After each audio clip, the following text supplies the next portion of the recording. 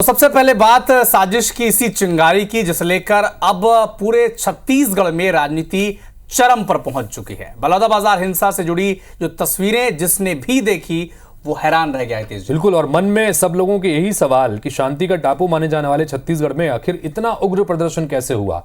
फिलहाल हालात काबू में है, भारी पुलिस बल तैनात है, लेकिन इस पूरे घटनाक्रम पर अब सियासी बयानबाजी भी जमकर हो रही है। क्या आरोप प्रत्यारोप लगाए गए, देखिए जरा।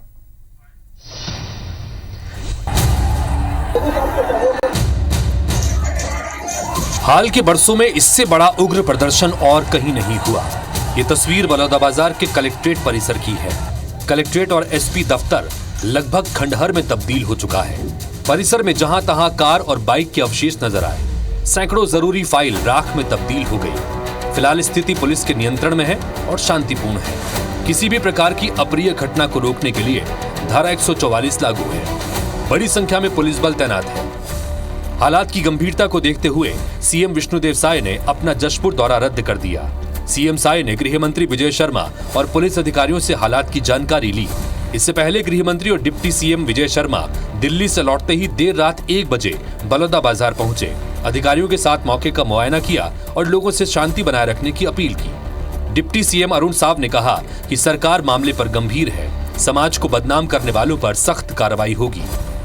अरे बड़ी मुश्किल से चीज़ें बनती हैं, लटपट में जनता के लिए सुविधाएं मुहैया कराई जाती हैं, तो आप किसको सजा दे रहे हैं भाई? अधिकारियों को थोड़ी सजा होती है। ऐसे जिसने भी किया है वो निस्संदेह असामाजिक लोग हैं, उन पर तो कानूनी कार्रवाई होगी, कानून अपना काम करे। जहाँ तक घटना की बात है, सरकार ने इस घटना को बेहद गंभीरता से लिया है।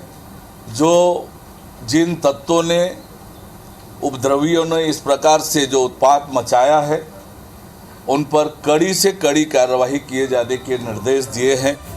इस बीच बलौदाबाजार के प्रभारी मंत्री दयालदास बघेल ने प्रेस कॉन्फ्रेंस कर पूर्व मंत्री रुद्र गुरु और कुछ कांग्रेस विधायकों पर साजिश के तहत माहौल बिगाड़ने का गंभीर आरोप लगाया।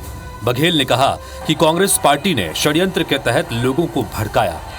मेरे पास फोटो भी है जो मोबाइल में या कैमरे के द्वारा निकाला गया है। इसमें भी स्पष्ट रूप से देवेंद्र यादव दिख रहा है, रुद्र गुरु दिख रहा है, वो विधायक वो भी दिख रही है।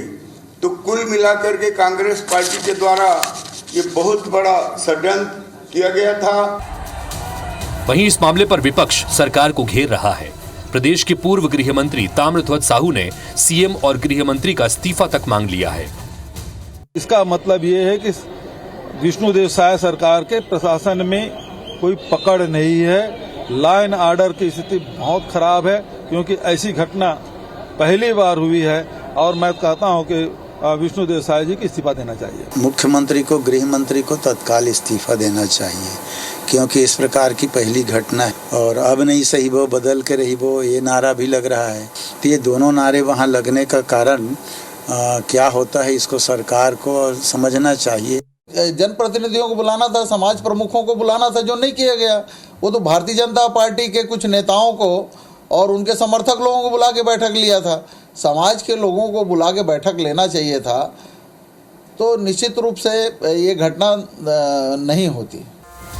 शांति के टापू के नाम से पहचान रखने वाले छत्तीसगढ़ की तो ऐसी फितरत नहीं थी। शांत प्रदेश के लोग कैसे उग्र हो गए? सवाल है कि 6 जून को सतनामी समाज के लोगों के साथ जब सरकार की बैठक हो गई थी, तो फिर प्रदर्शन क्यों हुआ? सवाल ये भी है कि क्या सरकार ने मामले की संवेदनशीलता को समझने में चूक की, या क्या प्रशासन ने प्रदर्शनकारियों के साथ सही ढंग से डील नहीं की? तो सवाल कई हैं जिनके जवाब का इंतजार सभी को है। सुनील साहू के साथ तहसीन जैदी, IBC 24, बलौदाबाजार। तो बलौदाबाजार में हुई इस हिंसा के मामले में आज राहत की बात यह है कि पूरी तरह से वहां पर माहौल शांत रहा, पुलिस बल तैनात किया गया है और इन सब के बीच सियासी बयानबाजी भी जमकर हुई है। और अभी ताजा अपडेट ये भी है कि कांग्रेस पार्टी ने इस मामले में जो एक जांच कमेटी का गठन किया है, जिसके संयोजक रुद्र कुमार गुरु को बनाया गया था, अब कांग्रेस पार्टी ने उस कमेटी से रुद्र कुमार गुरु को अलग कर दिया है, हटा दिया है। ये एक बड़ा अपडेट इस वक्त है।